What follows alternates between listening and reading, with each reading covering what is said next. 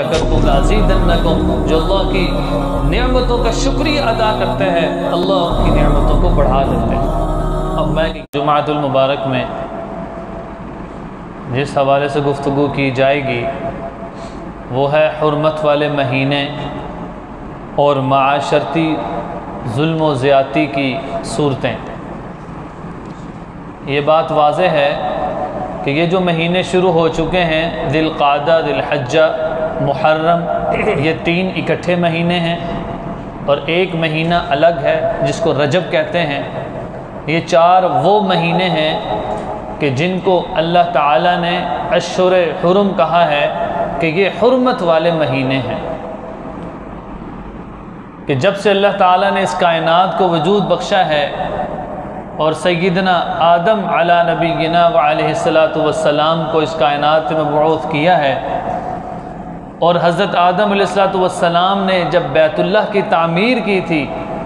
اس وقت سے اللہ تعالیٰ نے یہ جو چار مہینے ہیں ان کو خاص طور پر حرمت والے مہینے قرار دیا ہے۔ اب حرمت والے مہینے کہتے کس کو ہیں، اس کا انشاءاللہ ہم تذکرہ کریں گے۔ تو دوسرا حصہ ہے وہ یہ ہے کہ معاشرتی ظلم و زیادتی کی صورتیں، کہ معاشرے میں ان حرمت والے مہینوں کے باوجود جو ظلم اور زیادتی موجود ہے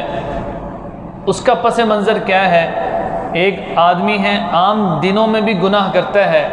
لیکن حرمت والے مہینے میں بھی گناہ کرتا ہے۔ فرمایا اگرچہ وہ حرام کا مرتکب عام دنوں میں گناہ کرنے والا ہے لیکن جب وہ حرمت والے مہینوں میں گناہ کرتا ہے ایک تو وہ حرام بھی ہے اور دوسرا مجرم بھی ہے۔ یہاں تک کہ حضرت عبداللہ بن عباس رضی اللہ عنہ کی روایت ہم آگے جا کے پڑھیں گے کہ جس میں آپ رضی اللہ عنہ نے فرمایا کہ عام دنوں میں جو آدمی گناہ کا تصور کرے تو اللہ تعالیٰ فرشتوں کو روک دیتے ہیں کہ ابھی اس کے نامہ اعمال میں گناہ نہ کرو، اس نے صرف گناہ کی نیت کی ہے، گناہ کیا نہیں ہے، فرشتے اس کو نہیں لکھتے۔ ہاں نیکی کی جو آدمی نیت کر لیتا ہے اللہ فرشتوں کو حکم دیتے ہیں کہ اس کی نیکی کو لکھ لو۔ لیکن فرمایا کہ جو اشہر حرم میں ان چار مہینوں میں جو آدمی برائی کی نیت کرتا ہے تو فرشتے اس کا گناہ لکھ دیتے ہیں، اس کی برائی کا۔ اس کے بعد یہ سمجھیے کہ یہ جو ظلم ہے، ظلم کا لغوی معنی اندھیرا ہے اور اصطلاحی معنی ظلم و زیادتی کا یہ تصور کیا جاتا ہے، اور شریعت کے اصطلاح میں ظلم کہتے ہیں کہ ایسی زیادتی اور نافرمانی کہ جس میں نہ حقوق اللہ کا خیال ہو اور نہ حقوق العباد کا خیال ہو۔ ایک تو یہ ہے کہ نماز نہیں پڑھ رہا، روزہ نہیں رکھ رہا، زکوٰۃ نہیں ادا کر رہا، قتل و غارت کر رہا ہے، خودکشی کر رہا ہے، بہت سارے جرائم کا مرتکب ہے، یہ حقوق اللہ ہیں کہ اللہ کے حقوق کو پامال کرتا جا رہا ہے۔ فرمایا یہ بھی ایک ظلم کی قسم ہے، اور اس کے ساتھ ساتھ دوسرا ظلم کیا ہے، آخر میں بھی بات آئے گی۔ دوسرا ظلم کیا ہے کہ اللہ کے بتائے ہوئے حقوق العباد جو ہیں، اپنے بندے کے ساتھ جو معاملات ہیں، کسی کو جھوٹ بول کر مال بیچنا، کسی کے ساتھ سودی معاملات کرنا، عدالتی ظلم و زیادتی کرنا، یہ ساری وہ چیزیں ہیں کہ جن کا تعلق حقوق العباد کے ساتھ ہے۔ اب اگر بندہ حقوق اللہ کا خیال نہ رکھے، حقوق العباد کا خیال نہ رکھے تو یہ دونوں قسم کی ظلم و زیادتی شمار ہوگی۔ اور فرمایا کہ خاص طور پہ کہ جب مہینے حرمت والے ہوں ان میں تو خاص طور پہ اس بات کا احترام کیا جاتا ہے کہ کسی قسم کی کوئی ظلم و زیادتی کا شائبہ نہ ہو۔ ایسا نہ ہو کہ حرمت والے احترام والے مہینے ہیں، ان مہینوں کے موجودگی میں ایسے گناہ کا مرتکب ہو گیا، ایک تو وہ گناہ عام روٹین میں بھی گناہ ہے، حرام ہے، لیکن چونکہ اس نے اشہر حرم میں کیا ہے سو لہٰذا اب یہ مجرم بھی ساتھ ساتھ بن جائے گا۔ اس کے بعد یہ سمجھیے کہ جب یہ بات لگائی جاتی ہے کہ چار مہینے شریعت نے حرمت والے بنائے ہیں، جو میں نے آپ کو بتایا ذو القعدہ، ذو الحجہ، محرم، یہ تین اکٹھے ہیں، اور ایک الگ کون سا ہے، رجب کا مہینہ۔ یہ چار مہینے ہیں، ان کے بارے میں قرآن پاک کیا کہتا ہے، جو ابھی خطبے میں آیت پڑھی، ان عدت الشہور عند اللہ 12 شہرا، گنتی اللہ کے نزدیک مہینوں کی 12 ہے، اللہ کے نزدیک 12 مہینے ہیں۔ یوم خلق السماوات والارض، جب سے اللہ تعالیٰ نے زمین اور آسمان کو پیدا کیا ہے، یعنی یوں سمجھیں کہ یہ جو 12 مہینے کی تعداد ہے نا، یہ خود اللہ نے جب سے زمین و آسمان کی تخلیق کی ہے اس وقت اس کو مقرر کر دیا۔ ہاں اب یہ جو جنوری ہے، فروری، مارچ، اپریل، یہ بعد کی بات ہے، اس لیے ہم ان کو انگریزی سال کہتے ہیں۔ اسلامی اور قمری مہینے کس اعتبار سے؟ محرم، صفر، ربیع الاول، ربیع الثانی، اور پھر ختم کا ہوتا ہے ذوالقعدہ، ذوالحجہ، کہ دو محرم سے شروع ہو کر ذوالحجہ پہ ختم ہوتا ہے۔ یہ اسلامی مہینے ہیں۔ فرمایا قرآن پاک کی آیت ہے یوم خلق السماوات والارض منها اربعۃ حرم، جب سے اللہ نے زمین و آسمان کو پیدا کیا ہے مہینوں کی تعداد 4 رکھی ہے، منها اربعۃ حرم، فرمایا کہ ان 12 مہینوں میں سے 4 ایسے مہینے ہیں جو حرمت والے مہینے ہیں، جن کو اللہ نے حرمت والا مہینہ بنایا ہے۔ اس کی وضاحت آپ صلی اللہ علیہ وسلم نے فرمایا کہ ذوالقعدہ، ذوالحجہ، محرم اور رجب کے یہ جو 4 مہینے ہیں یہ حرمت والے ہیں۔ اب عزیزان محترم اگلی بات یہ ذہن میں آتی ہے کہ حرمت والے مہینے کا مطلب کیا ہے، اور یہ کیوں حرمت والے مہینے ہیں اور مہینے کیوں نہیں ہیں حرمت والے، تو اس کو اب سمجھتے ہیں۔ سب سے پہلی بات یہ سمجھیے کہ جب یہ کہا جاتا ہے کہ حرمت والے مہینے ہیں تو یہ ذہن میں بات آنی چاہیے کہ اس مہینے میں ہر قسم کے گناہ اور ہر قسم کا ناجائز کام یہ حرام قرار دے دیا ہے، منع قرار دے دیا۔ عام دنوں میں تو ہے ہی منع، لیکن خاص طور پہ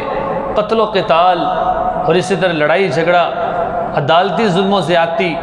معاشرتی سودی نظام، یہ ساری وہ چیزیں ہیں کہ جن کو خاص طور پہ کہا ہے اللہ کے بندو کہ عام دنوں میں تو گناہ کا ارتکاب کرتے ہو، لیکن یہ جو 4 احترام والے مہینے ہیں، یعنی یوں سمجھے کہ جب ہم حرمت کا لفظ بولتے ہیں تو حرمت سے ہمارے ذہن میں کیا آنا چاہیے؟ احترام والے مہینے، کہ ان 4 مہینوں کا ہم نے احترام کرنا ہے، ان کا ادب اور احترام کرنا ہے، گناہ سے اپنے آپ کو بچانا ہے، کیونکہ قرآن پاک میں اللہ نے کہہ دیا ہے کہ یہ احترام والے مہینے ہیں۔ اب اگر کوئی ظلم کرے گا، میں کہ ظلم و ظلمات یوم القیامہ، ظلم تو وہ ہے جو قیامت والے دن اندھیرے کی شکل میں ہوگا۔ کس طرح اندھیرے کی شکل میں ہوگا؟ میں کہ جو آدمی دنیا میں ظلم و زیادتی کرتا ہوگا، روز قیامت اس کی آنکھوں کے آگے اندھیرا ہوگا، اس کو کچھ نظر ہی نہیں آئے گا۔ ظلم و ظلمات یوم القیامہ، قیامت والے دن اندھیرے کی شکل میں ہے وہ۔ اب فرمایا کہ یہ جو حرمت والے مہینے اللہ تعالیٰ نے جب سے زمین و آسمان بنایا ہے، ان کو حرمت والا کیوں قرار دیا؟ اس کی سب سے پہلی وجہ یہ ہے کہ یاد رکھیے جب سے آدم علیہ السلام نے بیت اللہ کی تعمیل کی تھی، بیت اللہ کو بنایا، اس کے بعد سے یہ 4 مہینے، خاص طور پہ یہ جو 3 مہینے تھے ذوالقعدہ، ذوالحجہ، محرم، یہ حاجیوں کے لیے خاص طور پہ مخصوص تھے کہ جب پوری دنیا کے مسلمان حج کے نیت سے خاص طور پہ جب وہ اپنے گھروں سے نکلتے تھے تو پہلے زمانے میں نہ ہوائی جہاز تھا، نہ تیز گاڑیاں تھیں، لوگ سال ہاں سال مہینوں کا پیدل سفر کرتے تھے۔ ہوتا یہ تھا کہ بیچ میں جب ڈاکو آتے تو حاجیوں کا سارا مال لے کر چلے جاتے، لڑائی کا خدشہ ہوتا اور کسی جانور کے کاٹ جانے کا خدشہ ہوتا۔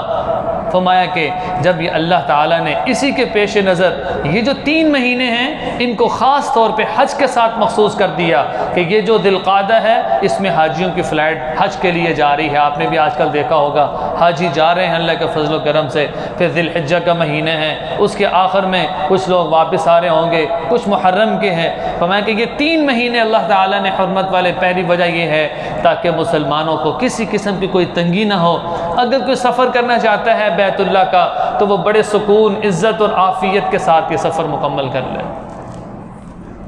اور فرمایا کہ اس کے ساتھ ساتھ یہ جو الگ رجب کا مہینہ ہے اس کو حرمت والا کیوں کہا؟ فرمایا کہ اس کو حرمت والا اس لیے کہا کہ حج کے علاوہ اگر کوئی عمرے کا ارادہ رکھتا ہے تو رجب کے مہینے میں وہ عمرے کا سفر کرے، اور اس میں بھی یہی بنیادی وجہ ہے کہ یہ ہر قسم کی چوری، ہر قسم کے ڈاکہ اور ہر قسم کے خطرات سے یہ محفوظ ہو کر اللہ کے گھر کا طواف کرنے کے لیے آرام سے چلا جائے۔ اور پھر فرمایا کہ دوسری وجہ یہ ہے کہ جب سے اللہ تعالیٰ نے زمین و آسمان کو بنایا ہے، اللہ تعالیٰ نے خاص طور پہ ان 4 کو حرمت والا بنایا ہے۔ ان کا احترام ہر کسی کے لیے ضروری ہے، چاہے اس میں حج کرتا ہے،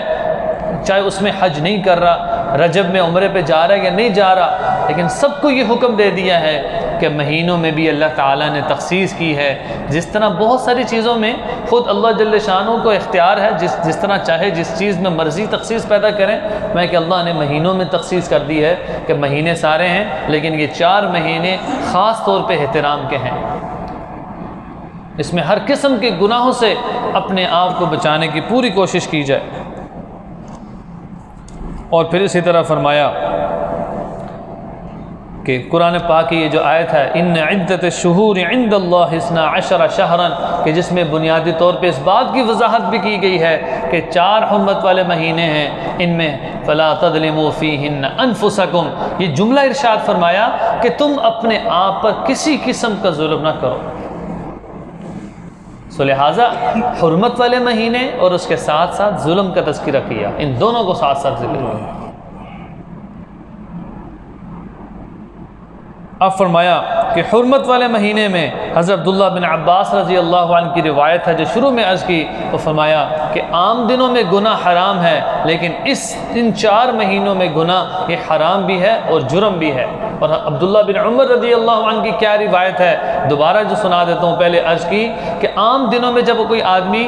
گناہ کا ارادہ کرتا ہے تو اللہ فرشتوں کو روک لیتے ہیں کہ ابھی میرے بندے نے گناہ نہیں کیا، اب گناہ نہ لکھنا. لیکن حرمت والے مہینے میں جب یہ کسی برائی کا ارادہ کرتا ہے، فرمایا کہ جبرائیل اس کی اس برائی کو لکھ لیتے ہیں. اس لیے کہ اس کو چاہیے تھا کہ ان